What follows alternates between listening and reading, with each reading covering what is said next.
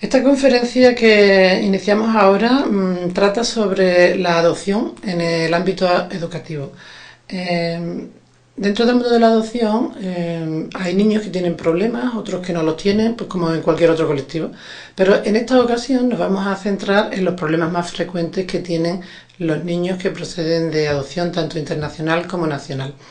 Estos problemas, los más frecuentes, son tres síndromes que en cierto modo son bastante desconocidos dentro del mundo de la educación. Bueno, uno de ellos no, uno está, digamos, sobrediagnosticado, pero los otros dos son bastante desconocidos. El primero del que vamos a hablar es el síndrome de alcoholismo fetal. Este síndrome se trata de, con este término de síndrome de alcoholismo fetal, se trata de un término que define un rango de efectos sufridos por el feto cuando la mujer ingiere alcohol durante la gestación. Los efectos pueden ir de suave a muy graves. Hay que decir que el consumo de alcohol, incluso el que se considera social, consumo social de alcohol, ya afecta al feto en su formación. Si nos fijamos en esta imagen que tenemos ahora en pantalla, se aprecia con mucha claridad cuáles son los efectos del consumo de alcohol en el desarrollo cerebral. Simplemente el contemplar la imagen ya nos puede dar una idea de cómo efectivamente el desarrollo neurológico se ve afectado por esta ingesta de alcohol por parte de la madre gestante. Inevitablemente no puede ser igual el comportamiento ni el aprendizaje de un niño que ha sido expuesto al alcohol de uno que no lo ha sido expuesto. Digamos que también hay algunos rasgos faciales que nos pueden dar pistas si este niño sufre de este síndrome. Con esta imagen que veis también ahora en pantalla tenemos las características faciales más características asociadas al espectro alcohólico fetal. Son niños que tienen la cabeza más pequeña de lo normal, el surco labial, es decir, esta ranurita de aquí del labio superior lo tienen liso, tienen la nariz pequeña y curvada hacia arriba, las mejillas aplanadas y el maxilar superior pequeño, tienen orejas formadas de manera inusual, los ojos pequeños, rasgados y con pliegues del epicanto prominente. Es decir, que hay unos rasgos muy característicos que nos pueden dar pistas de si este niño que estemos en este momento tratando o trabajando padece de este síndrome. Y digamos que los síntomas que puede desarrollar a lo largo de la infancia y de la adolescencia son muy variados dependiendo del grado de severidad de afectación de este síndrome, es decir, de la cantidad de alcohol que haya ingerido la madre y también del momento de la gestación en que lo haya ingerido. Pero vamos a relatar algunas de estas características que son muy propias de este síndrome. La irritabilidad, por ejemplo, en el periodo neonatal, retraso para aprender a hablar, son niños que les cuesta aprender a hablar, problemas de aprendizaje, bajo cociente intelectual, hiperactividad, poca coordinación, déficit de atención y de memoria a corto plazo, sentido de la conciencia mal desarrollado, es decir, los conceptos del bien y el mal no los tienen totalmente asimilados, es decir, pueden hacer cosas peligrosas o dañinas sin ser conscientes del daño que pueden estar provocando con lo que están haciendo. Fabulaciones, esto es muy importante porque hay que distinguir entre la fabulación y la mentira, porque no es lo mismo. La mentira se hace con la intención de engañar. La fabulación, el propio interesado se está creyendo lo que está diciendo. Entonces, esto es muy importante porque muchas veces se les castiga a estos niños por mentirosos, pero realmente no están mintiendo, están fabulando. Y esta es una característica muy peculiar de este tipo de niños, que siempre me dice la familia, uy, es muy mentiroso, muy mentiroso. Bien, vamos a ver si es verdad que es mentiroso o es que está fabulando, porque esta es una de las características propias de este síndrome. También tienen dificultad para aprender las consecuencias de sus actos. No son conscientes de, por ejemplo, si reciben un estímulo, alguien les roza en la fila, ellos pueden tener una reacción desproporcionada al estímulo que han recibido, porque no controlan la causa-efecto, digamos, ¿no? Después tienen interacciones sociales inadecuadas, no se relacionan bien, les cuesta seguir las normas, tienen también dificultad para el manejo del dinero, les cuesta mucho entender el valor del dinero, el concepto pobre del tiempo, les cuesta muchísimo los tránsitos, por ejemplo, el entender que ahora se termina una cosa y empieza otra, o los cambios, que estaba previsto una cosa y ahora la cambiamos por otra. El concepto del tiempo influye mucho en las tareas escolares, por eso tardan tanto en hacerlas, porque no controlan bien el tiempo. Se proponen metas poco realistas y lo hacen con toda la intención, con buena intención, quiero decir, de corazón. Se proponen hacer esas cosas, pero son metas poco realistas. Después tienen dificultad para calcular los riesgos, pueden pues subirse a zonas peligrosas o no tienen sentido del peligro de lo que están haciendo, ni para ellos mismos ni para los demás. Y son fácilmente influenciables o manipulables. Esto también es muy importante porque en el colegio pues probablemente haya niños que les digan esto y ellos van y lo hacen sin darse cuenta de la trascendencia de lo que están haciendo. Entonces ellos van a recibir el castigo consecuente y quien le ha provocado la acción se queda de rosita, vamos a decir, ¿no? ¿Por qué? Porque cualquiera lo convence de cualquier cosa. Si os fijáis, algunas de las características que hemos dicho al principio, como hiperactividad, déficit de atención, etcétera, estos son dos de los diagnósticos más frecuentes que se confunden con el síndrome de alcohólico fetal, porque estos son síntomas de ese síndrome, pero estos niños no tienen hiperactividad como diagnóstico fundamental, ni tampoco déficit de atención como el diagnóstico base. Y es importante que se distingan estas dos cosas, porque un niño que tiene hiperactividad o déficit de atención solamente no tiene por qué tener problemas con el control del tiempo, ni fabulaciones, etcétera. Es decir, que por eso hay tantos falsos diagnósticos de niños que tienen síndrome alcohólico fetal y están siendo diagnosticados de hiperactividad o de déficit de atención. Y esto es muy importante tenerlo presente, porque es uno de los mayores problemas que tenemos, los falsos diagnósticos, en el caso de estos niños. ¿Qué estrategia tiene que usar la familia pues cuando su hijo padece este síndrome? Pues en primer lugar, fijar reglas simples con sus límites y sus consecuencias. El lenguaje muy elaborado, con lenguaje figurado, usando metáforas o la ironía, etcétera, no la perciben, no la entienden. Con lo cual es fundamental que se establezcan un lenguaje básico, simple, que entiendan bien cuáles son los límites y las consecuencias, y para cerciorarnos de que efectivamente nos han entendido, es buena idea preguntarles qué le hemos dicho, porque muchas veces damos por supuesto que nos han entendido, pero no nos han entendido. En segundo lugar, es muy importante no amenazar. No amenazar porque en general no es bueno amenazar, pero en el caso de estos niños, digamos que la violencia que supone la amenaza incrementa el riesgo de que aprenda a reaccionar de esta misma manera. Ya de por sí son niños que tienden a la agresividad, con lo cual muy importante no amenazarlos con pues te quito esto, te quito aquello, o si haces esto va a pasar aquello. Hay que hacer, digamos, un ejercicio de empatía con estos niños.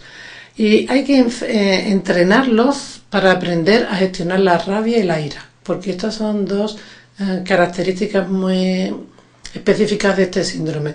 Entonces, castigarlos por tener pataletas o rabias o conductas agresivas, etcétera, no es la solución, por la sencilla razón de que no tienen las habilidades cognitivas necesarias para controlarla, por lo cual lo que tenemos es que entrenarlos para que sepan gestionarla, pero no castigarlos por tener este tipo de conducta. Y esto es muy importante que lo entienda la familia, la escuela también, pero en casa igualmente hace falta que se tenga conciencia de que estos niños carecen de habilidades cognitivas para manejar esas situaciones conflictivas, con lo cual el castigo no es la solución, sino el entrenamiento de esas habilidades.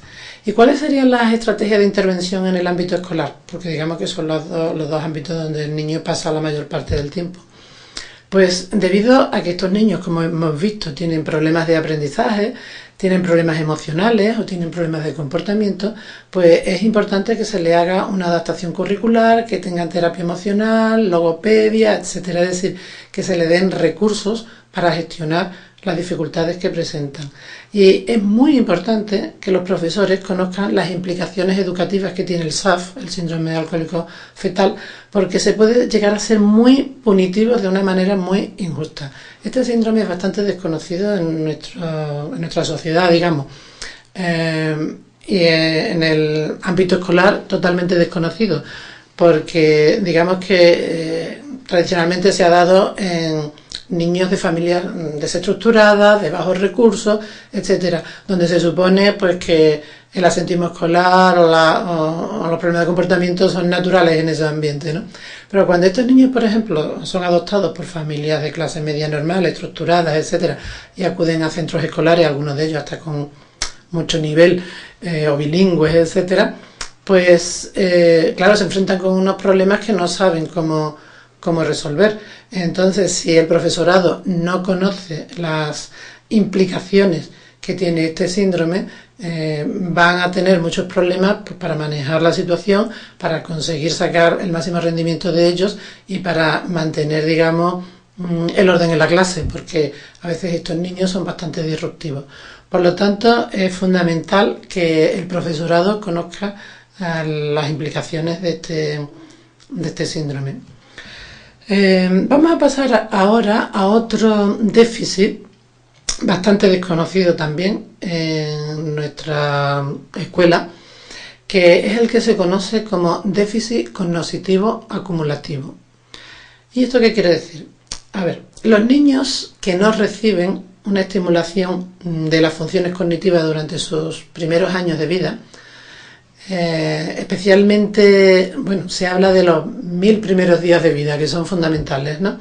Pues estos niños son menos capaces de aprovechar los beneficios de una nueva situación ambiental cuando son adoptados, debido a una desarmonía entre su madurez cognitiva, estructural, y las nuevas exigencias escolares, tanto durante el embarazo, es decir, los 9, porque la vida no empieza cuando nacemos, la vida empieza 9 meses antes de nacer. Entonces, dependiendo de cómo haya sido ese embarazo, si la madre ha ingerido alcohol o si ha estado malnutrida, todo esto, también el estado emocional en el que viviera el embarazo, etcétera, todo esto va a influir en el desarrollo neurológico del feto y en consecuencia de sus futuras capacidades.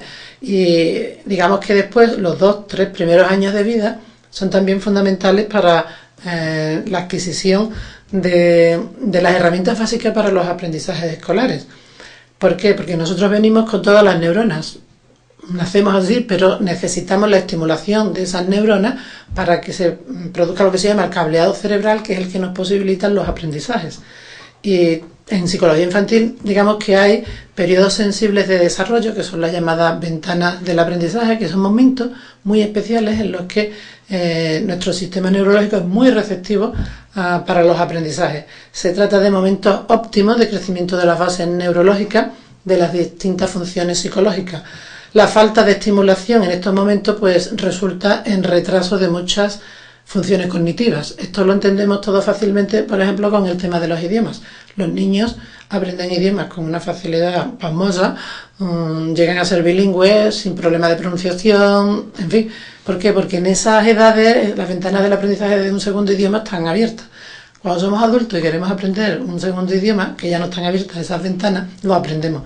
Pero nos cuesta más trabajo, siempre es muy frecuente que tengamos acento, nos notan que no somos nativos, etcétera, ¿no? Entonces, igual que ocurre con el aprendizaje de una segunda lengua, ocurre con la mayoría de los conocimientos escolares, que previamente, en esos periodos críticos, cuando las ventanas del aprendizaje están abiertas, pues si no se produce la estimulación necesaria, pues no se produce el aprendizaje de esas habilidades. Por lo tanto, nos vamos a encontrar que estos niños han aprendido o van a aprender cuando son adoptados muy rápidamente el lenguaje de la familia, el lenguaje coloquial, pero esto va a despistar porque todo el mundo va a pensar, mira qué listo es, qué rápido ha aprendido a hablar, ¿no? Pero una cosa es el lenguaje coloquial y otra cosa es el lenguaje cognitivo.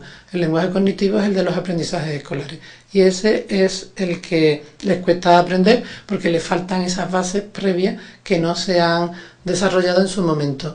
Según los expertos, el menor sufre un retraso de 1 mes en su desarrollo normal por cada 5 que pasa en una institución.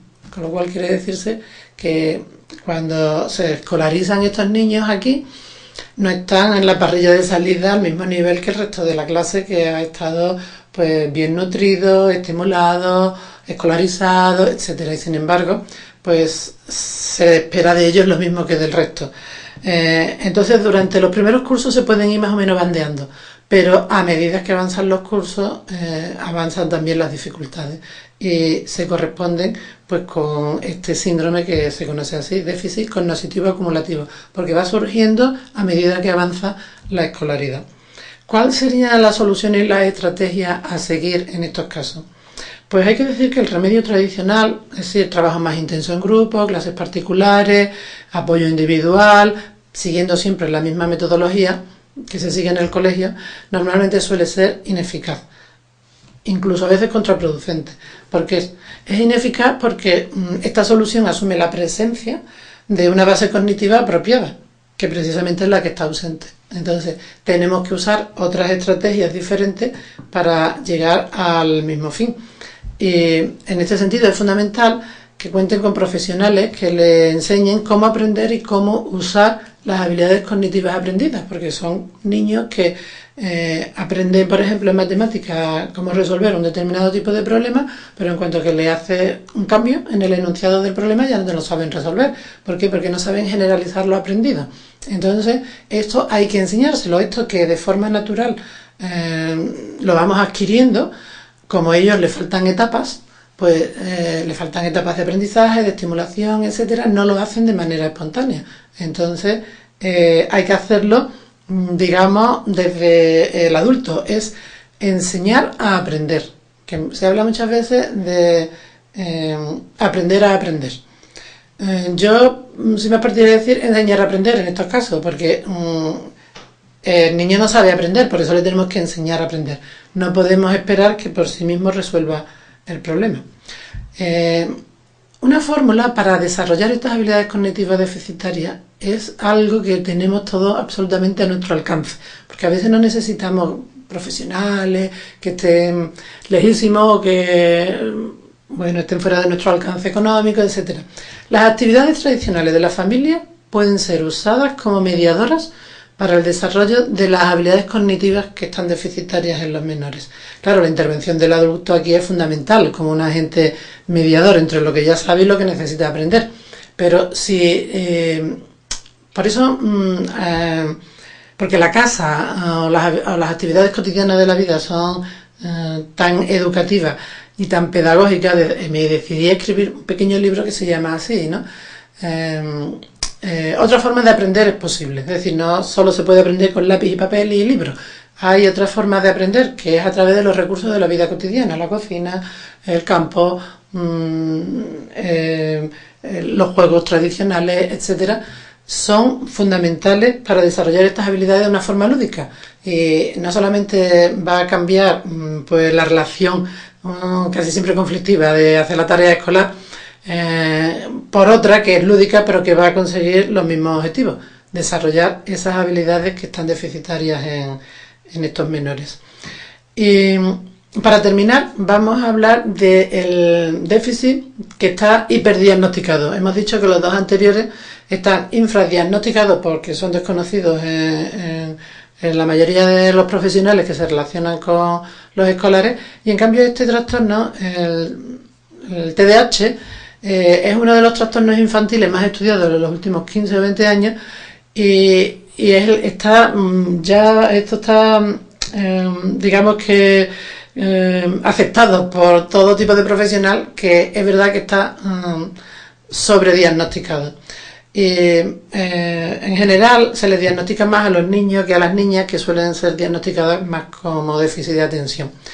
Pero hay que decir que este trastorno se ha convertido como en un cajón desastre donde se incluye a cualquier niño que se mueva, cualquier niño que presente alguna dificultad para concentrarse o que sea impulsivo, sin tener en cuenta lo que hay detrás. Pues por detrás puede haber desde situaciones de violencia doméstica, divorcio, emigración o, en nuestro caso, periodos de adaptación tras una adopción. Es decir, no podemos pretender que un niño que no ha estado escolarizado nunca, que no conoce el idioma, lo incorporemos al sistema educativo, por ejemplo, con 6 años, a primero de primaria, y que esté 5 horas sentado y quieto, y atento además. Vamos, es que eso es imposible. La institucionalización normalmente produce dificultades de autorregulación, de impulsividad, falta de hábitos sociales. Entonces quiere decir que la adaptación, una vez que este menor ha sido adoptado, es un proceso complejo que puede provocar inquietud, desorientación, conductas disruptivas, etcétera. Puede haber incluso situaciones de duelo no resuelto en relación con la familia de origen, con su cultura o su lengua de origen, etcétera. Entonces estos niños están sometidos a una tensión y una presión en la que es imposible que se estén quietos y concentrados. Y además hemos dicho que lo más probable es que conozcan el lenguaje coloquial, pero desconozcan el lenguaje cognitivo, con lo cual estamos pidiendo cosas que están fuera de su alcance. Empiezan primero distrayéndose porque no son capaces de seguir el ritmo y después de la distracción viene el movimiento. Con lo cual, antes de patologizar, digamos, al menor, conviene orientar a la familia y a la escuela y darles recursos para gestionar situaciones que pueden estar desbordando al niño o a la niña, ¿no? Entonces, una vez descartadas estas cosas y solamente después de descartar todo esto, se debería derivar a un profesional que hiciera una valoración neuropsicológica adecuada en vez de recurrir a cuestionarios subjetivos, digamos, ¿no? Como se hace la mayoría de las veces. Se le pasa un cuestionario a la familia y al profesorado y contestan, pero claro, contestan desde su experiencia, pero no se están poniendo en lo que puede estar provocando esa conducta del menor. El tratamiento de este trastorno, pues habitualmente en la mayoría de los casos, la primera elección, digamos, junto con las técnicas de modificación de conducta, es el tratamiento farmacológico. En ambos casos, digamos que se trata de acallar los síntomas, sin preguntarse qué es lo que lo determina, ni en qué contexto se dan. No van tanto a la causa del problema, sino solamente a atajar a sus efectos. Pero tanto uno como otro pues tienen los resultados limitados. En el caso de la modificación, las técnicas de modificación de conducta, pues se parte del supuesto de que si yo los premio pues o lo castigo, estaré incentivándolo pues para que tenga una buena conducta. Pero claro, este principio parte de la base de que el niño no se porta bien porque no quiere. No porque no puede, pero realmente es que no se puede portar mejor, no tiene control de impulso, no tiene una serie de habilidades cognitivas necesarias para tener las respuestas que nosotros pretendemos, por lo cual tenemos que acudir a otras estrategias que no sean las conductistas de premio y castigo. Por eso lo mejor es hacer un abordaje cognitivo del problema que nos hace entrenar esas habilidades cognitivas deficitarias. Y además, cuando somos conscientes de que no lo hacen mejor porque no pueden, no porque no quieren, entonces cambiamos desde el juicio que supone la primera actitud a la empatía. Cuando somos empáticos y entendemos que no lo hacen mejor porque no saben o no pueden, entonces digamos que estamos en condiciones mejores de entrenarlo en esas habilidades que son necesarias para tener un buen rendimiento escolar.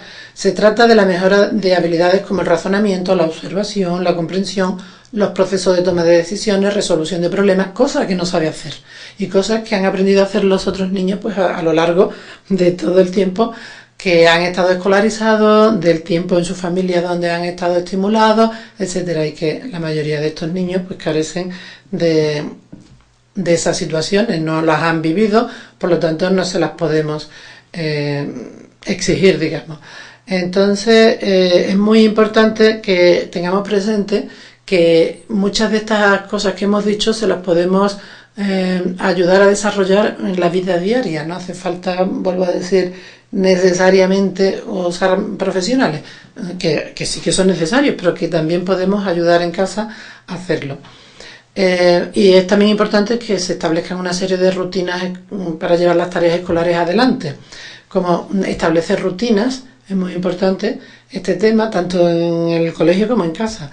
Dar instrucciones consistentes, es decir, siempre explicar las cosas de la misma forma, no explicárselo de una manera en la escuela y otro en casa, porque eso les complica la cosa. Ser concretos, porque tienen tendencia a no entender pues tampoco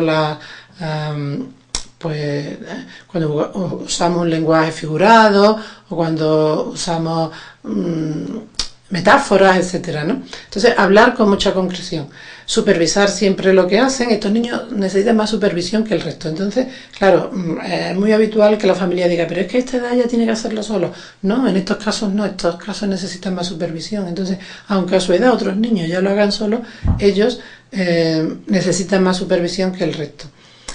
Fijar reglas simples, muy sencillas, igual que en el caso del alcoholismo, del síndrome alcohólico fetal. No elaborar mucho la historia, frases simples y sencillas. Repetir las instrucciones con sus propias palabras para que nosotros constatemos que efectivamente se ha enterado. Alabar las conductas deseables, que esto parece de perogrullo, pero muchas veces nos centramos tanto en lo que hacen mal que nos olvidamos de las cosas que hacen bien y de alabarlas en su momento, ¿no? Y es importante que la familia y la escuela conozcan bien todas las implicaciones que tienen estos tres síndromes que hemos citado, porque dos por desconocido y otro por sobrediagnosticado pero mal entendido. ¿Por qué? Porque si no tenemos una comprensión precisa de lo que hay detrás de sus conductas, difícilmente podremos ser empáticos con ellos. Normalmente lo que somos jueces, ¿no? Sentenciamos además y ponemos la pena, el castigo, digamos. Pero sin embargo, cuando tomamos conciencia de las dificultades que tienen, cambia nuestra actitud del juicio a la empatía, y entonces de esta forma dejamos de ser injustamente punitivos, porque muchas veces lo somos por desconocimiento. Entonces es muy importante que todos los que rodeamos a los menores, tanto profesionales como familia, estemos al tanto de estas situaciones, porque como digo, podemos ser muy injustos con ellos. En fin, creo que los niños se merecen lo mejor de nosotros, y lo mejor de nosotros solamente nace pues cuando reflexionamos, cuando nos autoanalizamos, cuando nos formamos para formarlos a ellos. Así que muchas gracias por vuestra atención.